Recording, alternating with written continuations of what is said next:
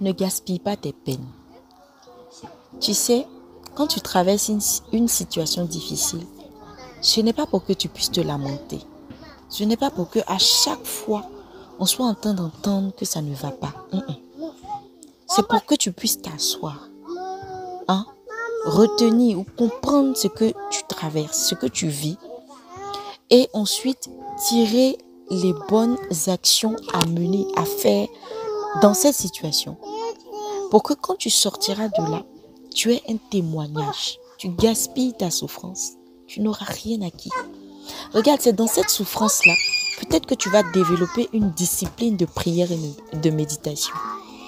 C'est dans cette souffrance, dans cette situation difficile, que tu vas développer un amour pour Dieu, un amour, une compassion pour les autres que toi-même tu ignorais avant.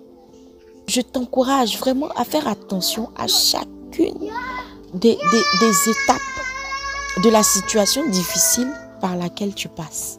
Parce que tout ça, c'est pour un temps. Ça passera. Ça va s'en aller. Mais qu'est-ce que tu auras retenu? Qu'est-ce qui fera ta personnalité après? Qu'est-ce que tu en retiendras pour les autres? Qu'est-ce que tu pourras dire de cette situation? Il faudrait que cela puisse constituer une force. À la sortie de cette épreuve, il faudrait que ça soit une force.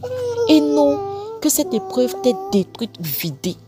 Mais que ce soit toi qui aies plutôt vidé cette épreuve.